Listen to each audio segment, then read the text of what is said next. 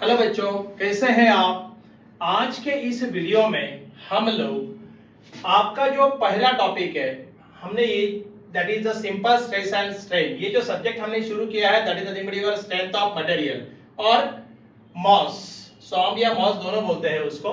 तो ये सब्जेक्ट के अंदर हमने पहला यूनिट शुरू किया है सिंपल स्ट्रेसेस एंड स्ट्रेन। उसमें आज हम लोग ये लेक्चर नंबर 2 को जा रहे हैं। इसमें आज हम क्या देखेंगे, tensile stresses, compressive stress and elastic limit, ये तीनों अपने लिए इंपॉर्टेंट है। सो हम वन बाय वन जाएंगे। सो पहले हम जाएंगे टेंसाइल स्ट्रेस के लिए।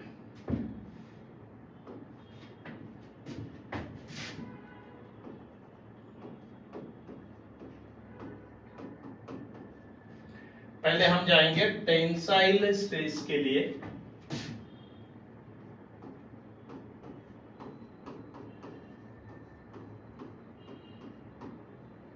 देखो, टेंसाइल स्ट्रेस बोले तो क्या, स्ट्रेस आपको बताया था what is stress, force applied per unit area in nothing but stress. इसके पहले वीडियो में हमने ये देखा है सब, इसके पहले वीडियो में हमने ये सब देखा है कि स्ट्रेस क्या है, right. Nothing but your force applied per unit area is nothing but stress. Newton पर एमएम स्क्वायर ये इसका यूनिट है और बाकी सब नोटेशंस आपको बताए थे, करेक्ट। तो और उसका करस्पॉन्डिंग हमने स्ट्रेन भी देखा था। Strain is nothing but what, change in length divided by original length और deformation per unit length, deformation per unit length is called as strain, ये भी आपको बताया था। सो अभी आज हमको देखेंगे टेंसाइल स्ट्रेस। अब टेंसाइल बोले तो क्या,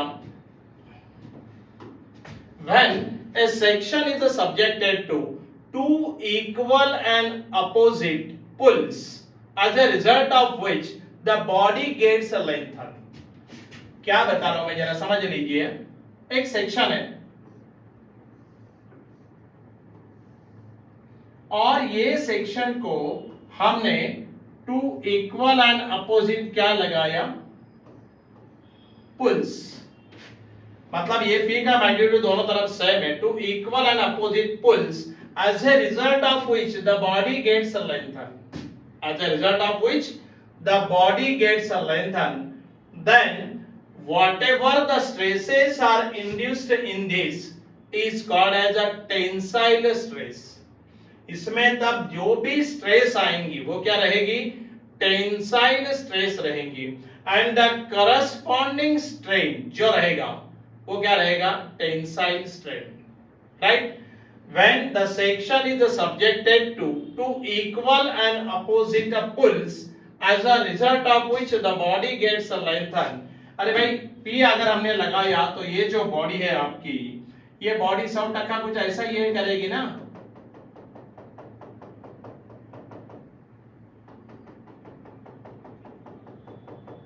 मतलब ये बॉडी की लेंथ क्या हो गई, बढ़ गई, और इसका डायमीटर क्या हो गया, कम हो गया, बराबर है। सो ये जो लेंथ बढ़ गई है, as a result of which the body gets lengthen, then whatever the stresses are induced is called as the tensile stress. And the corresponding strain आपको बताया था, देखो sigma that is the stress is equal to, stress is divided by letter sigma, and sigma equal to क्या है, load upon area. Load upon area, आपको load मालूम, corresponding cross section मालूम। ये जो स्ट्रेस आएगी, ये स्ट्रेस कौन सी आएगी, टेंसाइल स्ट्रेस आएगी। And corresponding strain nothing but E equal to change in length divided by original length. ये इसका ओरिजिनल लेंथ है, ये इसका क्या है, ओरिजिनल लेंथ है। सो क्या चेंज इन लेंथ हुआ, कितनी बढ़ गई, and divided by original length is nothing but your strain, बराबर है।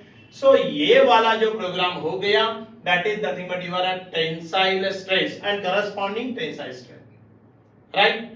अभी हम जाएंगे कॉम्प्रेसिव। अब देखो एक बात और है, टेंसाइल स्ट्रेस को जनरली हम लोग पॉजिटिव लेते हैं, it is a consider as a positive, right. मतलब अगर लेना ही पड़ा तो टेंसाइल स्ट्रेस को हम क्या लेंगे, पॉजिटिव लेंगे, इट इज पॉजिटिव स्ट्रेस। ये जो स्ट्रेस रहेगी इसको हम क्या लेते हैं, पॉजिटिव स्ट्रेस। ये मैं इसीलिए बता रहा हूं कि जब हम वॉल्यूमेट्रिक स्ट्रेसेस में जाएंगे तो वहां पे आपको तीनों डायरेक्शन के अंदर स्ट्रेसेस आएंगी और कुछ स्ट्रेसेस रहेगी टेंसाइल, कुछ रहेगी कॉम्प्रेसिव। उस वक्त आपको समझ में आना चाहिए, जब हम न्यूमेरिकल सॉल्व करेंगे तब मैं आपको वहां पे बता दूंगा, तो वहां पे आपको समझ में आना चाहिए कि ये टेंसाइल स्ट्रेस है। सर ने बोला था कि इसको क्या लेते हैं, पॉजिटिव। ये बात आपको ध्यान में रखनी पड़ेगी, इसलिए मैंने आपको बताया कि tensile stress is treated as positive. Getting it or not? Okay, अब देखो हम जाएंगे नेक्स्ट को, कॉम्प्रेसिव स्ट्रेस।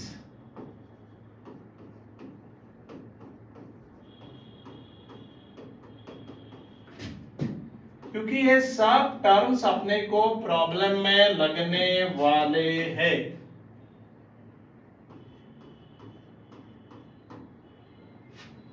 कॉम्प्रेसिव स्ट्रेस, अब देखो कॉम्प्रेसिव स्ट्रेस के अंदर क्या है, देखो when a section is subjected to two equal and opposite push, अब पुश करना है, पहले हमने क्या किया था, पुल, अब क्या करना है, पुश।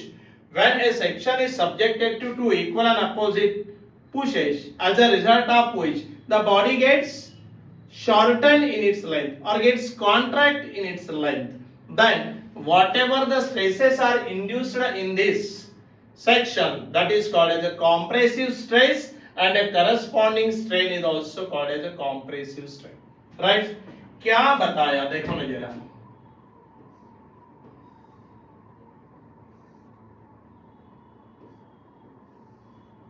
ये एक सेक्शन है और ये section, when a section is subjected to two equal and opposite pushes, when a section is subjected to two equal and opposite pushes बता रहा है, यहां पे एक P लगाया, यहां पे एक P लगाया। When a section is subjected to two equal and opposite pushes, push लगाया ना, as a result of which the body gets shortened in its length। अरे भाई जब हम पुश लगाएंगे तो 100% क्या होने वाला है, 100% यहां पे आपको ये बॉडी का लेंथ क्या हो जाएगी, ये बॉडी की लेंथ कम हो जाएगी, right? As a result of which the body gets shorten in its length और gets contract in its length, then whatever the stresses are induced is called as compressive stress. आप बोलेंगे sir देखो compressive stress अगर मैं लिखूं यहां पे, compressive stress हो या टेंसाइल स्ट्रेस हो, डिनोट तो करेंगे बाय लेटर सिग्मा ओनली, और चाहिए तो सिग्मा सी लिखो, बहुत ज्यादा लगा तो कॉम्प्रेसिव, मतलब इसके पहले इसमें अगर आपको चाहिए तो यहां पे टेस्ट को मैं ऐसा लिख सकता हूं, टेंसाइल स्ट्रेस। आप चाहिए तो इसको सिग्मा टी लिख देना, टी बोले तो टेंसाइल चलेगा, और ये जो है करस्पॉन्डिंग स्ट्रेन टेंसाइल स्ट्रेन, यहां पे मैं E और यहां पे लिखता हूं T, बट ऐसा लिखने की जरूरत है, प्रॉब्लम में खुद ही समझ में आता है, फिर भी हमने यहां पे लिख दिया, कोई दिक्कत नहीं है। आप बोलेंगे सर यहां पे लिखा तो यहां भी लिखो, ठीक है ना भाई।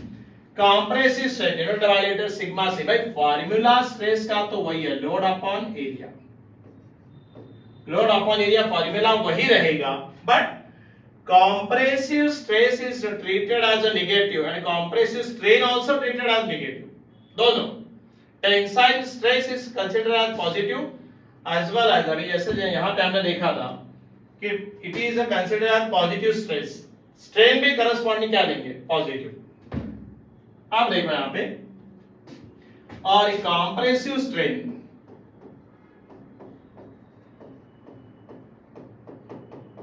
compressive strain is equal to nothing but denoted by letter E, C is nothing but change in length divided by original length, सही है। बट ये जो compressive वाला कार्यक्रम है इसको क्या करते हैं, it is treated as negative, it is considered or treated, it is considered as negative, इसको निगेटिव ट्रीट किया जाता है, राइट? ये जरा ध्यान में रखना, अपने को ये लगने वाला है, tensile stress positive, compressive stress negative, चलेगा। ये अपना हो गया कॉम्प्रेसिव स्ट्रेस। और अभी ये सब अपने को वॉल्यूमेट्रिक में लगेगा, तब मैं आपको पूछूंगा, तो ध्यान में रखना, चलेगा। सो नाउ नेक्स्ट में लिखेंगे हम इलास्टिक लिमिट। इंपॉर्टेंट है इलास्टिक लिमिट, पेपर में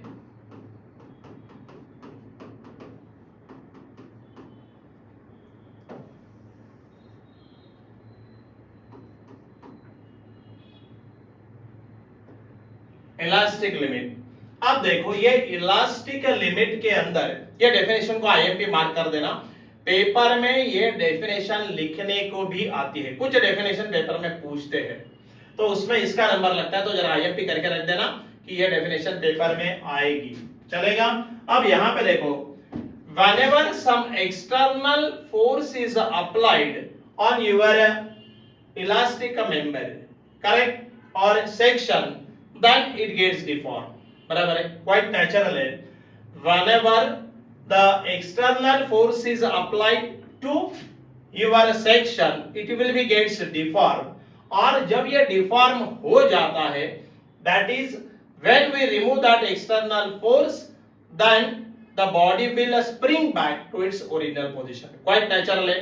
समझो अपना स्प्रिंग है, ये स्प्रिंग को मैंने कंप्रेस किया, तो क्या हो गया, it will be gets compress, and when we applied load जो है वो मैंने निकाल दिया, तो क्या होगा, it will come back to its original position, मतलब that deformation again it will take to its original position, बराबर है।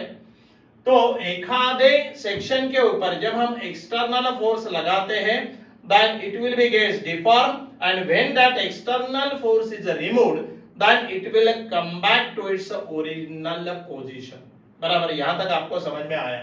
बट ये जो है when we apply that external force, then the body will come back to its original position, but ये up to certain limit तक ही possible है, right.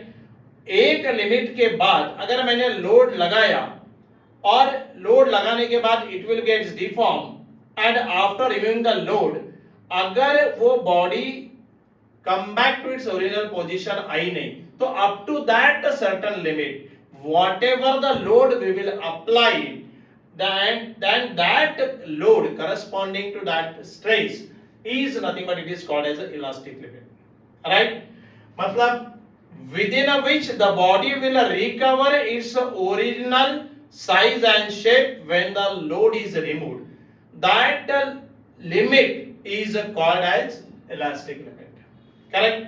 मतलब ये बाद में मैं आपको स्ट्रेस स्ट्रेन ग्राफ से भी समझा दूंगा, उसमें कोई दिक्कत नहीं है, बट ध्यान में रखना, whenever the external force is applied on your section or your member, then it will gets deformed, and that deformation is within a elastic limit। कहने का मतलब ये हुआ कि elastic limit मतलब when we remove the load, then the body will come back to its original position, right, but it's happen within a elastic limit only। एक certain limit तक ये क्या होता है, सस्टेन करता है, उसके बाद क्या होता है, अगर लोड मैंने लगाया और निकाल दिया external force, then if that body will not come back to its original position, so up to that certain limit within which the body will regain or recover its original size and shape, उसको बोलते हैं elastic limit. क्या बोलते हैं उसको,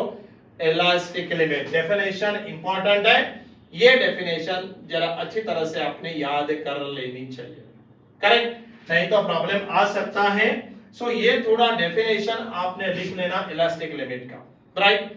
आप थोड़ा go through the books, but ये डेफिनेशन प्रिपेयर कर लो, समझ में आया क्या, डेफिनेशन मैंने समझाया है वो हिसाब से आप इसको प्रिपेयर कर लेना, elastic limit.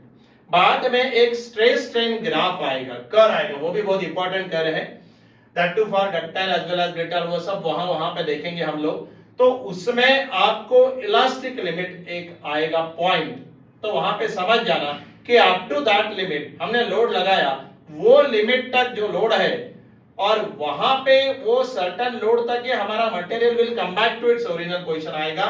After that if we apply certain load, then that material will not come back to its original position, then that load limit is called as elastic limit। चलेगा? समझ में आया? डेफिनेशन को थोड़ा सा आपने टेक्स्ट बुक देख के लिख देना, चलेगा? ये तो लेक्चर लेंदी होता रहता है, फिर आपको लगेगा सर बहुत लेंदी लेक्चर लेते हैं, चलेगा? सो आज के लेक्चर में हमने क्या देखा? लेक्चर 2 में हमने देखा टेंसाइल स्ट्रेस बोले तो क्या, कॉम्प्रेसिव स्ट्रेस बोले तो क्या, और इलास्टिक लिमिट बोले तो क्या, राइट? ये तीनों में से इलास्टिक लिमिट ज्यादा इंपॉर्टेंट है, बाकी भी इंपॉर्टेंट है प्रॉब्लम पॉइंट ऑफ व्यू से, तीनों ही प्रॉब्लम पॉइंट ऑफ व्यू से इंपॉर्टेंट, चलेगा? सो ये जरा ध्यान में रखना। हम नेक्स्ट वीडियो में अभी आपका नेक्स्ट पॉइंट को जाएंगे। अभी देखो यहाँ पे ये जो सारे वीडियोस आ रहे हैं, ये कहां पे आ रहे हैं? ये वीडियोस आ रहे हैं आपके YouTube के ऊपर, प्रोफेसर सुशील डांगे और डांगेज एकेडमी नाम से। तो आप ये जो चैनल है, ये चैनल को सब्सक्राइब करो, सो दैट आपको जो लेक्चर नया आएगा उसका इंटीमेशन मिलेगा, नोटिफिकेशन मिलेगा, सो दैट आपको नोटिफिकेशन मिलने के बाद आराम से आपके नोट्स का अपडेट कर देना। डेली हम लोग लेक्चर्स डालने की कोशिश कर रहे हैं, अपलोड करने की कोशिश कर रहे हैं, राइट? बट सारे सब्जेक्ट के लेक्चर जा रहे हैं, फर्स्ट ईयर का मैकेनिक्स का लेक्चर जा रहा है, सेकंड ईयर का सॉन्ग का जा रहा है, सो मैथ्स का भी आने वाला है। सो वो इससे ही, क्योंकि offline as well as online दोनों मैनेज करना पड़ता है, सो ये हिसाब से हमारे लेक्चर जा रहे हैं। तो थोड़ा ये फ्रेंड सर्कल में भी सर्कुलेट कर दीजिए, सो दैट सबको फायदा होगा, और अपने नोट्स अपडेट कर दीजिए। आज के लेक्चर में आपको इलास्टिक लिमिट का डेफिनेशन जरा याद कर लेना है। मैंने समझा तो दिया है, लिखने में टाइम जाएगा, तो आप थोड़ा बुक देके उतना कॉपी पेस्ट कर लें, चलेगा? No problem. So in the next lecture हम नेक्स्ट पॉइंट के साथ मिलेंगे। सो यहाँ पे हम आज का लेक्चर कंक्लूड करते हैं। Thank you for giving cooperation and again meet in the next lecture, चलेगा? Thank you.